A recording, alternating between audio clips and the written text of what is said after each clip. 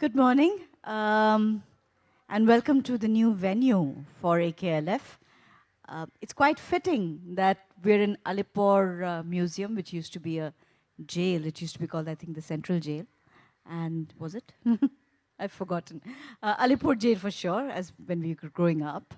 And now is a museum and a fantastic space for events like this.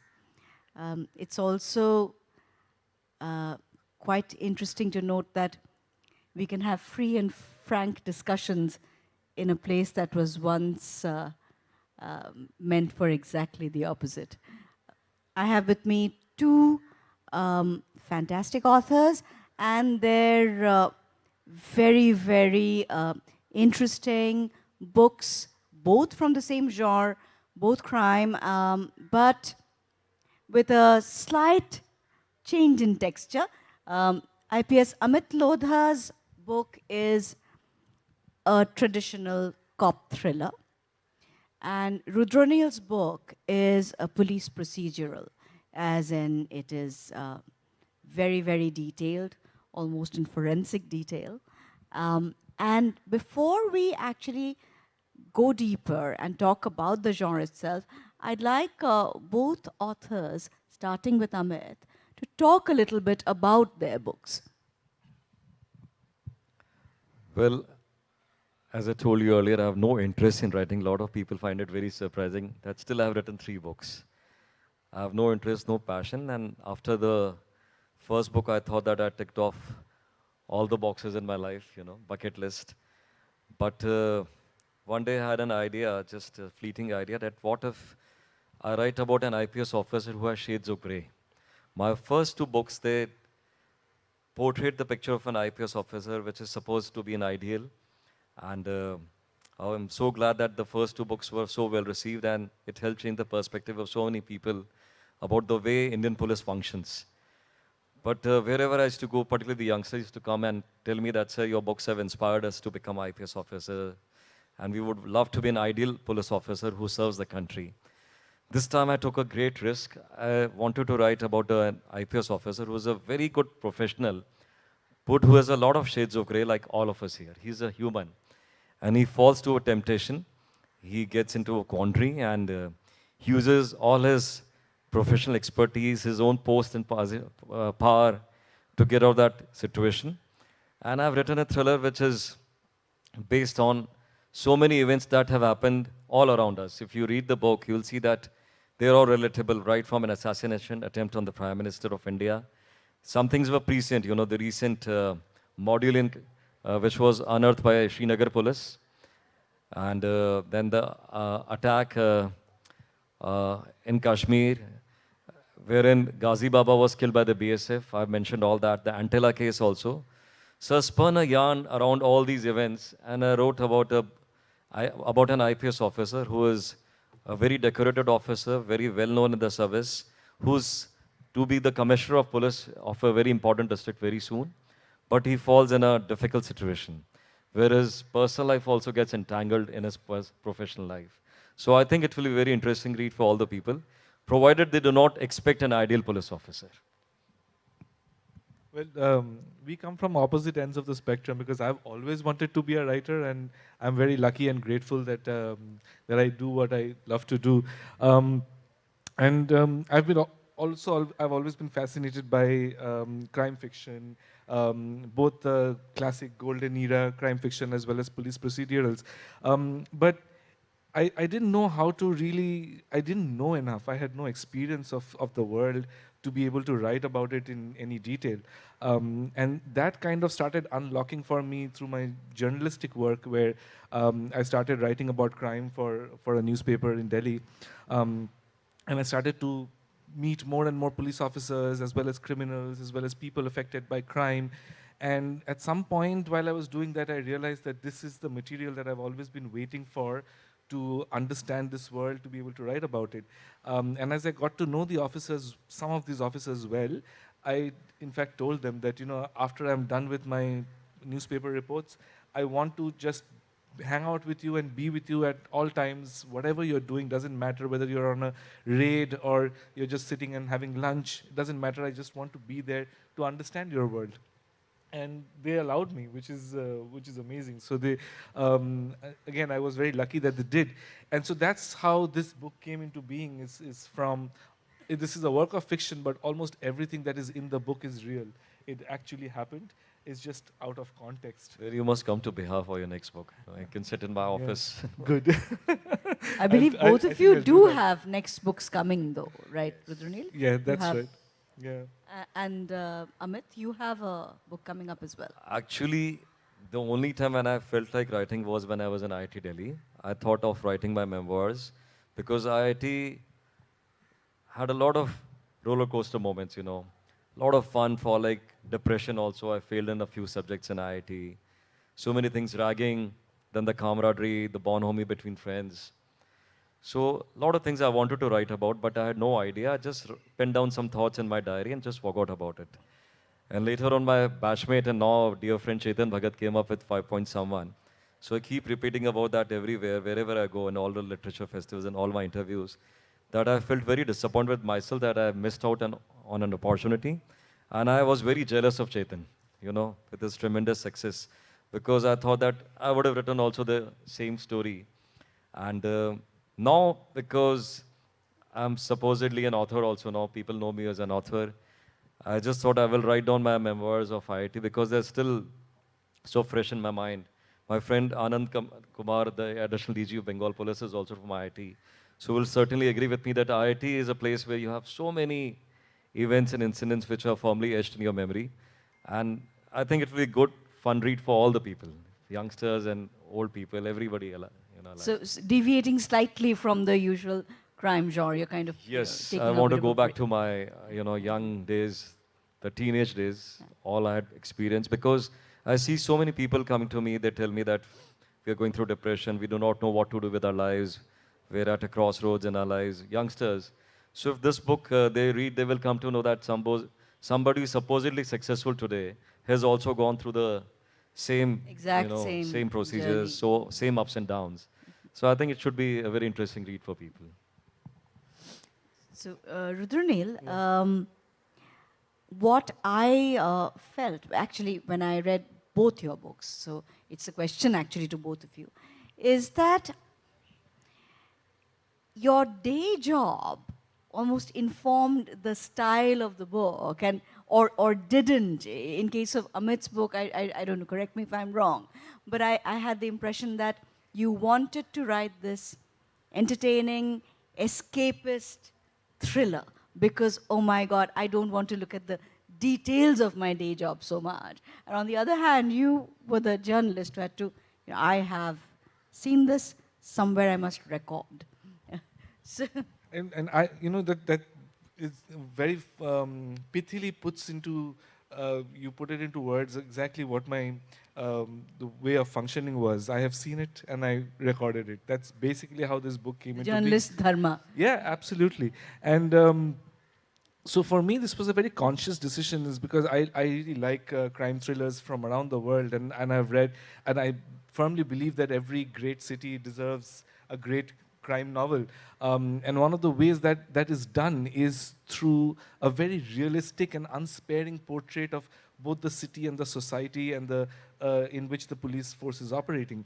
And I did not see that we had one of those for Delhi or even for India, really, where you could really get behind the day-to-day operations of what it is like to fight crime, without getting into any kind of heroism or any kind of flights of fancy. How real can it get? And it was definitely a very conscious decision for me to try and keep my book absolutely as real as possible. Sometimes to the detriment of the story moving forward, for which my editor and I, we had to do a lot of to and fro about, okay, this is getting too boring because all the cops are doing is sitting and looking at CCTV footage and or going through reams and reams of call records to try and match one phone call to one location. And I'm like, but that's how it is, it's that's the job. You can spend weeks and days doing just that, sitting in your office. I can see Amit smiling. So. Yeah, And so there had to be some balancing act to keep in mind that the reader might get bored after 10 pages of looking at call record data. And so, those little tricks I had to finally succumb to, but the idea was to keep it absolutely as real as possible. So, at some point, even if you want to be really authentic, and this is for all writers, I guess, who are delving into this genre with some experience of that life, the life of somewhere dealing with crime. Where do you decide that I will bring in authenticity? And where do you also decide I'm going to pull back a little? I'm going to let the story take center stage. This is often a call other genres, of fiction, we don't have to take it. You can just, you say this is fiction, I'm going the fiction route. And that is that. But in crime, it's not the case, especially if you have experience behind you. So how do you take, any examples of how you took those calls? So my book, as I said, that it's all based on real incidents, events that have happened around us. Already mentioned about them. And all of us, whether it's in the police or even otherwise, my friends, they all have shades of grey. And I've written about a middle-aged police officer who falls to temptations. So you can well imagine where I'm leading to. He's very happily married and seemingly has a perfect life. He's a role model for people in the society. He can do no wrong.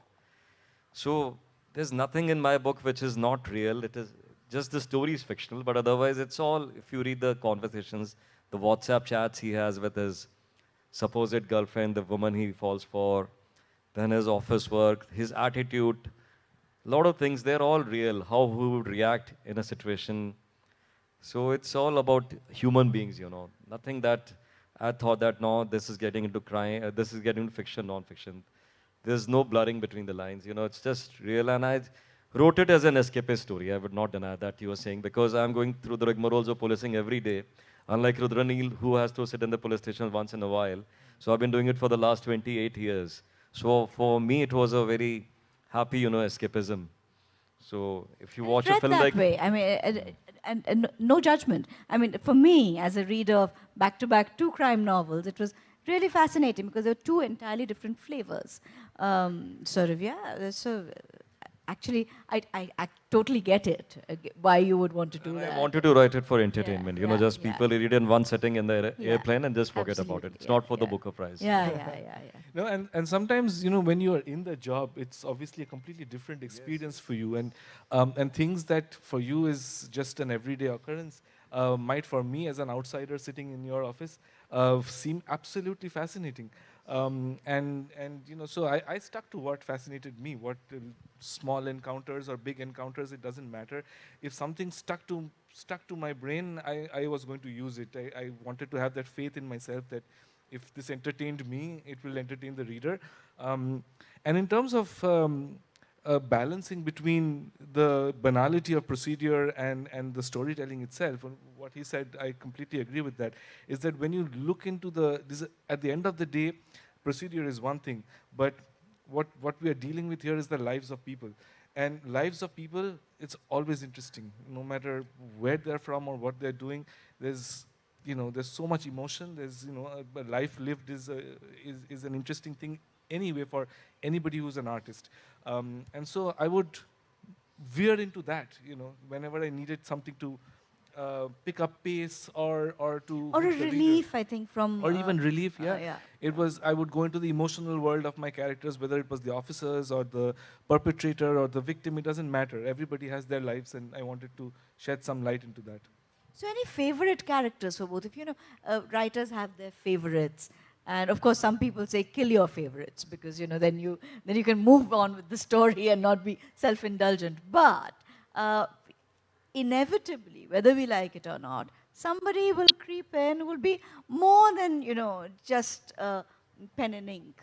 You were talking about my own books or characters from some other books? From your books. My book, the third one I've written, my wife is the favorite character in all my books. It's because I have to remain happily married at home. That is one thing.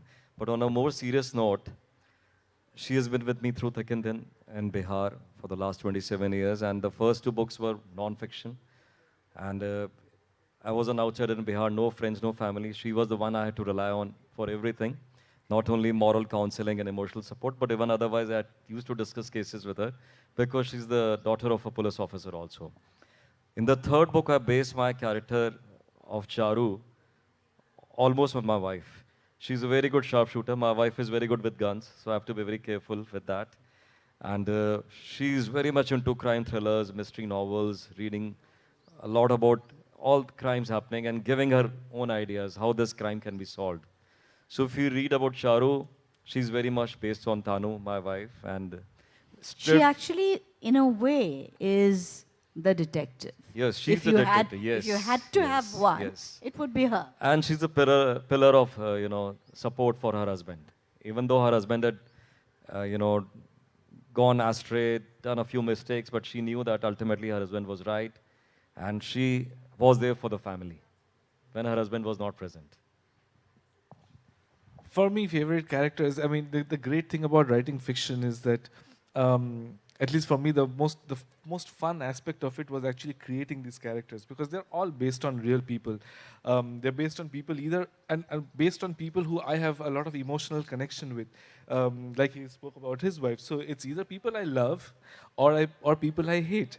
And what's great about it is that I can like Hate is it's so powerful. I mean, you could pick one you hated too. yeah, right? absolutely. So it could be like I don't know, like a former boss who really upset me, and I could see that I'm going to give a lot of my villain's characteristics are going to come from there, So and that's such a fun thing to do. It's a very cathartic experience as well. Being a serving government officer with still a long service left, I can't do all that. Rudraneil has a huge Yeah, advantage over me. you really do have to escape into the imagination. Yeah. You got many But more of, years. of course, to you go. can't tell. So even if I write fiction, people will always relate it to somebody other. Right? And my books always go for scrutiny. The government reads them first and Oh, then yeah. approves the. Thank God I don't have that. But But who's your favorite? Sub-Inspector Meera, because my previous book was a non-fiction book about wrestling in India. And Enter the Dangal. Enter the Dangal, that's right. And Sub-Inspector Meera is very squarely based on a lot of wrestlers that I met, who I spent time with, and whose world was extremely fascinating to me, and who I really like. So I gave her all that background and all those things that I like about wrestlers. Sub-Inspector Meera has all of that, and so much so that my editor actually, after the first draft, told me that this character is a little too perfect. You need to give her some gray shades. I'm like, okay, I'll try. So, And of yeah. course, there was the makings of a romance, which didn't quite happen between her and this Bengali Das, who's also an SI. And I wondered how much of Das was in you. Actually, there's some of me in all the cops, not just because Das is Bengali and I'm Bengali, but there's some of me in all the cops.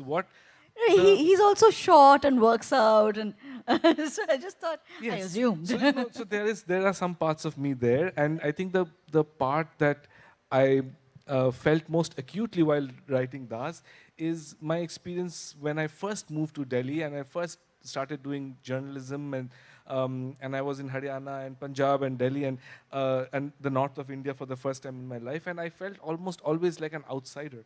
I didn't speak the language, I didn't understand what people were saying when they were talking amongst each other, and so I always felt kind of left out. Even when I was doing my wrestling book, and I was in an akhada, everybody was a wrestler, everybody was from Haryana, so they already knew each other's lives and they could joke and laugh, and I would be sitting in a corner not getting what they were saying. And that feeling kind of sometimes can be very bad. And I wanted to recreate that feeling for Das, of being somebody who's a Exclusion kind of by an language. outsider. And I think all of us at some point in time when we've traveled, we felt that. For me, now as a reader, I'm going to step in. My favorite character was the city of Delhi in your book, because I grew up in Delhi, as in I spent quite a few years there. My parents were there for the longest time. And Delhi comes alive in a way that I could recognize, even though I had actually stopped living full-time in Delhi since 1994, and I moved to IIM Calcutta to study, and then started working. But Panchsheel Park is an area I knew. I knew that whole neighborhood. Even in your case, with IIT, because to live down the road. The Delhi I did not know, I vaguely knew from my train journeys from Calcutta to Delhi, which is your Shahbad Dairy. Bhavana I had never been to, but I had to Google because you brought it alive. These streets which are just plastic and squelch, on which, the heaps and heaps of rubbish on which small urban settlements and villages are built.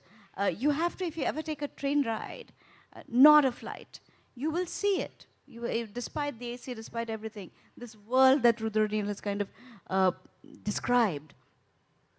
And it was completely alive for me.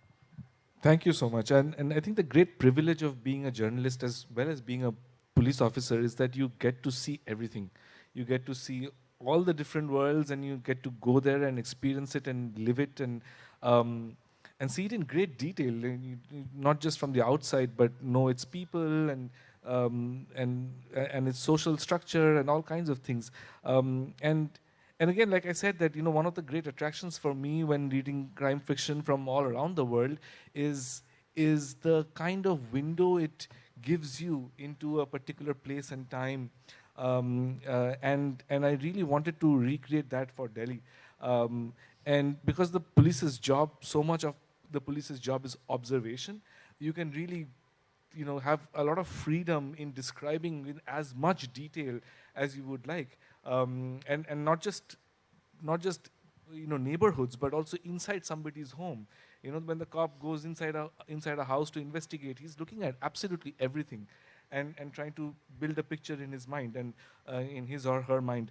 And so that gives you the opportunity to go into like really forensic detail about everything that can be seen and heard and smelled. And I really enjoyed that process, actually. Actually, I'm going to ask both of you. I want to leave a little bit of room for our audience as well. When you write your own police thriller, or you write a procedural, or any other noir novel, what are your essential rules as authors? I mean, I'm sure we have aspiring readers and writers in the audience. What are Amit Lodha's rules? What are Rudraneil's rules?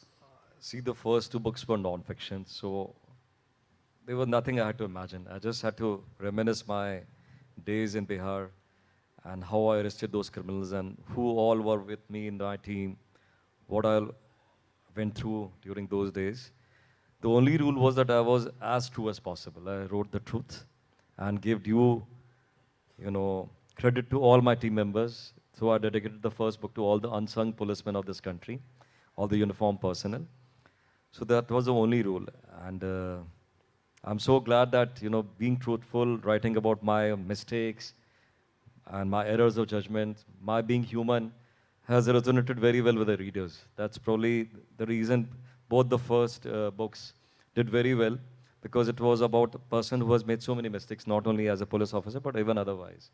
And how he can rise up to challenges, how he can be as normal as possible, even during very grave crisis. The third book, there were no rules, but I just wanted to keep it short and crisp and entertaining. That was the only mantra, as entertaining and breezy possible. Probably I would be very glad, and I'm sure it will be adapted into thriller, a web series again. Yeah, I mean, the very similar arc to what Amit said. My first book is a book of nonfiction. It's a book of reportage. So I was extremely rule bound by the rules of reportage, which is that I am never in the book myself. Everything that is there is reproduced after being faithfully recorded. So any conversation that I'm writing about, I can give you the sound file where that conversation is recorded.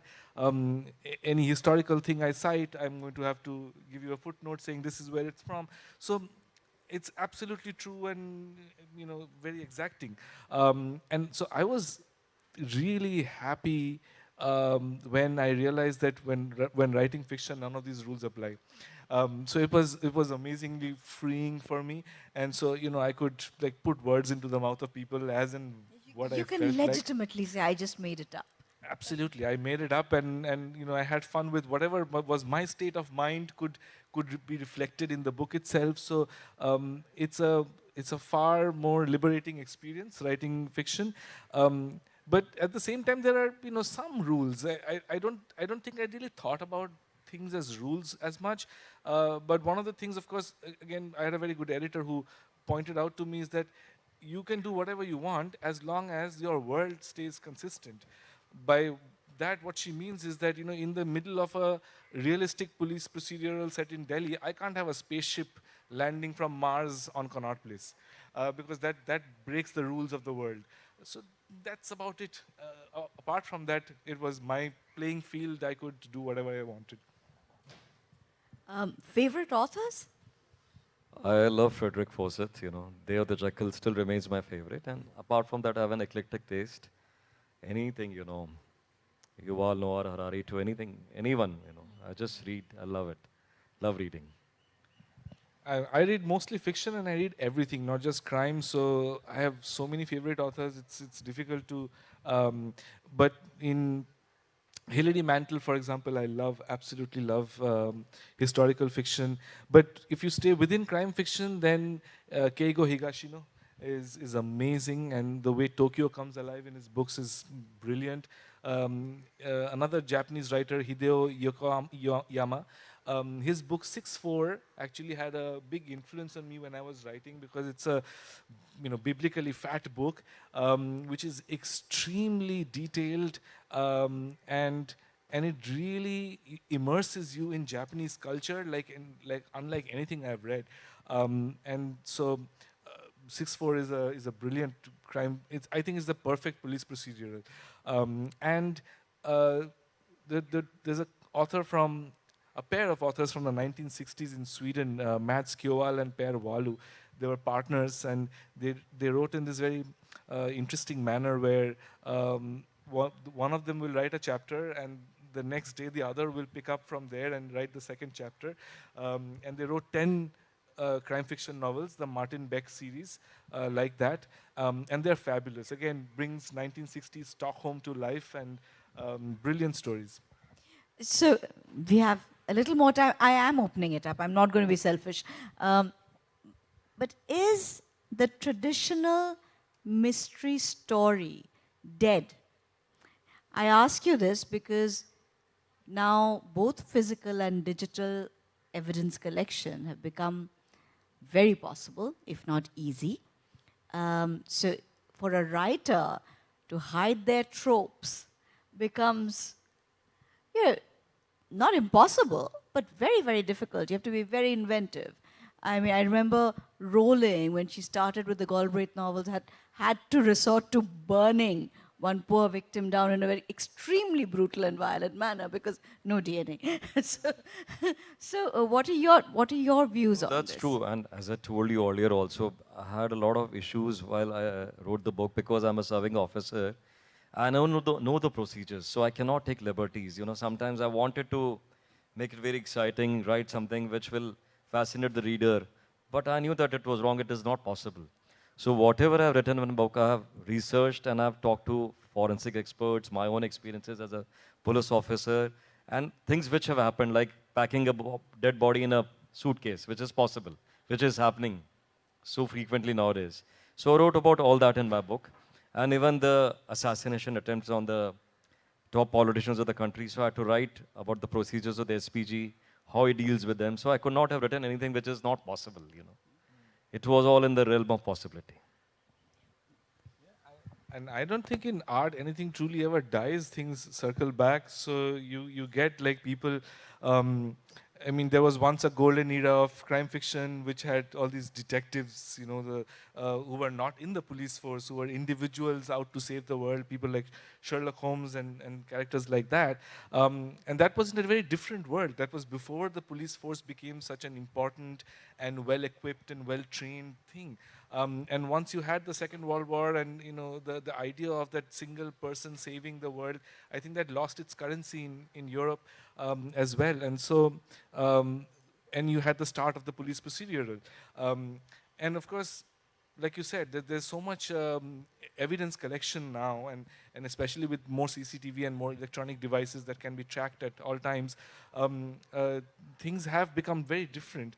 But at the same time, there's always unsolved cases. There's always cases that have a lot of difficulties, and sometimes the difficulties may not be in the procedure or evidence collection. It may be in a society like India, for example, may be about influence. It may be about who you know, how you're politically connected, and these things can become, a raging It's issue. neither a whodunit nor a howdunit, Yeah. which is the other kind Exactly. of book that was coming It's out. can It's you really, can you get to that can person? you get away with it? Yeah, and there are ways of, like you said, burning a victim in Delhi. One of the favorite ways of disposing of a body is to put it in one of the. Sorry, we are very gruesome, but please do take it in the spirit of it. Yeah, we're talking about crime, so we must talk about disposing bodies. People will have a lot of questions. You can. Yeah. Yes, I think we will stop right up. We will stop because we can go on and Sure. on and on.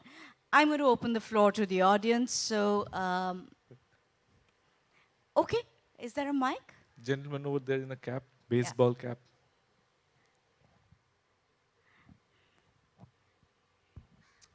Yeah, hi. This is to Rudraneil, and I mean, Jashodhara is so right. In the book, Delhi really comes alive. And I say this as someone for whom the best place in Delhi is either the airport or the train station, because it gets you out of Delhi and to Kolkata, whatever. So, but the book comes alive. Delhi comes alive. Now, is that also a kind of acknowledgement of a city that did not accept you at a start, and then where you live now? Is that kind of also a hat tip to Delhi? And that said, you've lived all your life in Kolkata. Is there a police procedure in Kolkata that can come at any point in time? Because you can take somebody out of Kolkata, but you possibly can't take Kolkata out of that person, can you? I'll answer your second question first. Yes, maybe, but it'll still be the same Delhi police team and they will come to Kolkata. And you always write about the things you know. So since I know the city, I'm definitely going to bring them here at some point of time. And the first question, I really like that because I never thought of it that way. But when you put it that way, it really resounds with me. It seems very true because yes, at one point I was Bengali lost in Delhi, as many Bengalis are, but. I have really come to like the city. It's become my city. I can't think of living anywhere else. And I know the people and I know the culture, and I'm really happy with it. So yes, maybe that's one of the reasons. This is a question for all of you. We touched upon that the golden era you mentioned, the whodunits were more popular, and yes, the concept of private detectives, which is unrealistic. It's not possible. What do you, in Indian fiction, the trends that you are noticing, as you mentioned that it comes back in a circle, whodunits, and after the World War, there were more the psychological thrillers that got precedence. So between whodunits, psychological thrillers, as well as these police procedurals, what's the popular trend, if I may say, subgenres, which is catching up in Indian crime fiction? No, I think we have a little of everything, and that's the great thing about genres is that once a genre is created, then that field is now open for anybody who's interested in writing in that genre. So the more genres there are, the better it is. So in Indian fiction right now, you have Harini Nagendran, for example, who writes whodunits, very much in the classic. Jonathan Maiti. Yes, golden age style, and the way to get away from realistic stuff that is happening now, like you said, the private detective is not possible in this day and age, is Harini sets her novels in the 19th century or the early 20th century. And you have, for example, the OTT space has also done some amazing work. You have Amit's book also adapted for it. And some of the Delhi crime series, for example, as somebody who spent a lot of time with Delhi police, I can tell you it's very, very authentic. It really gives you a good sense of what it's like. So you've got both things happening simultaneously. You've got nice fantasy-oriented, imaginative crime fiction, as well as very realistic, very gritty crime fiction being written. I think Anand, you wanted to ask something. Amit is my batchmate. I'm jealous of him. Uh, my question is a little different. I just want to know why these people, the books they write, they become hit. In fact, his Khaki, that serial, becomes so hit that Bengali Babu, they created another Bengal chapter. It was also very hit. The Khaki itself became very hit. So I just want to know, matlab, is it that everyone has some kind of criminal element in them? Everyone has some criminal element in them. They cannot do this. Matlab, the people who cheat, say, the people who do cyber arrest. I am really fan of them. We should hire them, the police department. They can cheat people for 14 crores, 30 crores. I am really jealous of them. So I just want to know why these books and these Netflix and OTTs get hit. What is their psychological, what kind of feedback they have got, why their books, their serials are getting hit. Truth be told, I still do not know the reason why Khaki and Bihadaris became such a huge hit. I can only thank all the readers, all the audience. Thank you so much for the love and affection. Even today, I do not know because for me, it was a very normal series. But I think everybody loves thrills in life. And all of us have a hidden hero or a hidden villain in ourselves. So in a make-believe world, people want a bigger, a larger-than-life hero like a Tom Cruise for Mission Impossible, James Bond. But now the world is changing and people want realistic things to happen around them. And they all know that they can also do these kind of things. जैसे आप बता रहे हो digital arrest वाली बातें हैं. So I think Khaki का main reason success का यही था that it was something which anybody of us could have done, you know. Anyone who comes from IIT Delhi, joins BR Police as an ISP, you could have done the same thing, probably. So, isliye I think people could relate to it and how he evolves, that character evolves as a young officer, evolves into a person. I think the journey to justice is very important. A reader of crime fiction is not looking for thrills. A reader of crime fiction is looking for justice. That's my take. I don't know about that. I totally agree. I have a different take. I think I am jealous of that Bahubali. I could not become Bahubali or Amit Lodha manages to arrest him.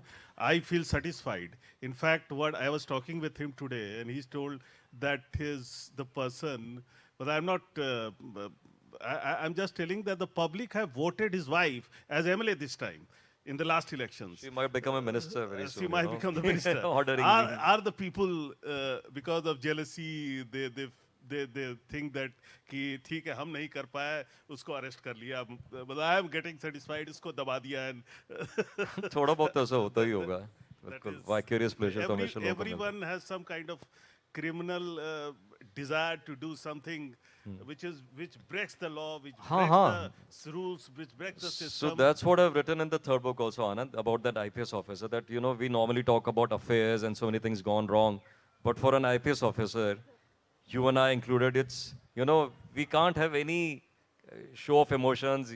We have to be as stoic in real life.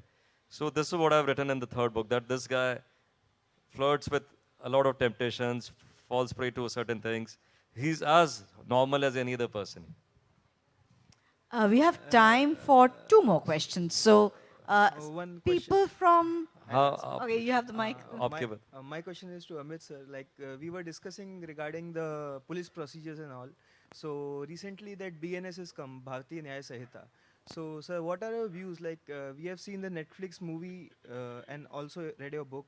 So if that BNS was there at that time, so will it be helpful to solve that case? Because as per my knowledge, there are many provisions of No, nothing like that. Nothing like that. You're very right, digital, but you know, during those days anyway, there were not many digital footprints. Though I used a lot of mobile technology I used a lot of mobile technology to arrest this person. But ultimately, during the trial, we had to get real witnesses who would, you know, testify against him. What was a Herculean task, because he was such a terror that nobody was willing to say anything in the courts. So even if you have digital evidence, you can't prove murder. You know, can only say that he had a conversation with somebody. So in police, you know, as Rudraneil was talking about procedures and technology, but it's not that easy for us. We still have to rely on human beings, human intelligence, a lot of things. And you cannot take away, even in the world of AI and digital world, human beings, human element is always going to be there. Up, Two more questions, yeah. Gentleman in the other. One second, one second. Can I just give it to the gentleman at the back? Yeah, yeah. he was-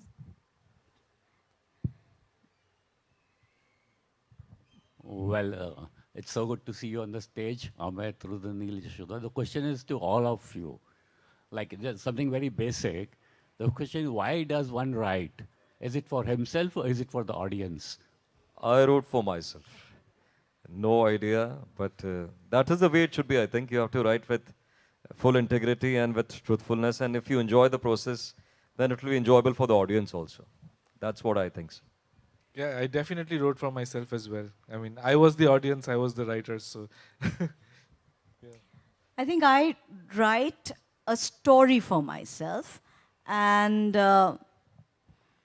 every time I try to force fit a story to someone else's lens, my voice sounds very false. So it's the safest bet for me to write something first for myself, and then hope that 5 other people like it. You wanted to ask a question? Yes. Yeah, please. Hi, I'm Urmi Chakraborti. I'm from the Telegraph Online. I just have a question for all of you. So we often see in crime thrillers the socio-political realities of the time play a very important role. So while writing crime fiction now, do you ever hold back certain topics, let's say for example, violence or gore or any political connotations because of how your work might be interpreted and reacted to, and does that change the story at all? Oh, I wrote everything in my books, and I'm paying a very heavy price for that. So I have to be very careful with my future books. So I wrote everything as it was. And I worked in Bihar for a long time, and you know how Bihar was. So I wrote about all that. No, and you're very right that a crime novel is very much a socio-political novel, and no, I did not restrain myself from writing about anything except for the things that I thought I did not know enough to write about it. So if I think I don't know enough, I'm not going to put it in there. But apart from that, I'm unsparing, because my point is to bring out that the socio-political element of fighting crime. You I wanted think to the ask. task is easier in fiction than in non-fiction, because in non-fiction it can become telling truth to power, which is always such a double-edged sword. Rudra will never have any problems. He's a journalist and he can write whatever he wants he to. made up whatever he wanted. Don't curse me like No, that. I'm not cursing you at all. I'm just telling you a fact. You can write whatever you if I want end to. up in jail, I'll call you. Okay? Guys, time's and up. we'll remember this. We had a fantastic session. You were an amazing audience. Just one last question he wants. We'll take Yeah. just the last one, yeah. Yeah, hello. The questions of both of you, since both of you are crime writers. Suppose normally in a crime series, you've got the creative liberty of using characters which are not known or which are not realistic. But somewhere they depict real life people. So how do you deal with threats? Like for a crime writer, it's a very common thing. Even I've seen with Dan Brown, was one of my favorite writers. He was literally blasted when Angels and Demons and threat Da Vinci physical. Code came You're out. talking about physical Both. threat or trolls? Physical, trolling, no, not trolling. Physical threats, telephonic threats to your family, to your other So people. for No, me, so how do you I'm deal a with serving police officer. This is a job which I've chosen. If I have not written any books, even then I get physical threats every day. So it's a professional hazard and I'm trained to tackle all that. So for me, it's not a problem. I do not even think of it. About Rudraneil, I don't know. No, I've never faced any threat. I mean, I've been with gangsters for my reporting assignments, and they have treated me all right. We also treated gangsters very well, once they're in our custody. Yeah. And but I did do something where one of the characters in my book was named. His name was too close to the real name of a gangster who I was depicting, so I kind of changed it at the last moment, thinking that I don't want any trouble. But yeah, I've never faced any. No, in my case, the gangster that arrested in Bihar Diaries has come out just last year, and there was a huge entourage which received him. And then his wife fought elections. She has become an honorable MLA. And I have constant threats from him. If you YouTube right now, type his name, he'll start blurting so many things about me. So this is it. No, there's no scare. As I told you, it's a job which I've chosen. I'm paid for it, and I'm trained to tackle all these things. Otherwise, how will you people be safe if I can't take care of myself? Right. time for the next session. Thank you. You've been really, really patient. You've been amazing. Thanks again. Thank you Thank you so much. Thank you.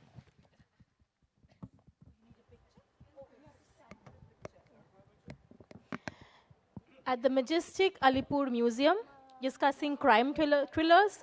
What a beautiful start to day 3 of the APJ Kolkata Literary Festival. A huge round of applause for our speakers here, please. Thank you. On that note, let us thank the partners of the festival. The festival partner, Goethe Institute, Institute Francis, alias Fossa to Bengal, Antonym Collections, Glenwood Penthouse, Sunrise Pure. Refreshment partner, Cha Bar and Cafe Kotum. Gifting partner, Fluris. Hospitality partner, Kenilworth Hotel, The Park, Kolkata. Radio partner, 91.9 Friends FM. Institutional partner, Teachers Center and the Heritage College. Outdoor media partner, Balaji Ads. Event partner, Navkreet and Levin Events. Ladies and gentlemen, Sunrise Pure is our festival partner and they have set up a stall right at the venue. They have introduced 2 new masalas into their segment, the Chinese fried rice masala and the peri peri masala. They are freely sampling out those masalas from the stall. If you are interested, do collect them from the stall. They also have launched a book with 250 stories across Bengal relating to Durga Pujo. You can go scan the QR and download the PDF for free. Thank you.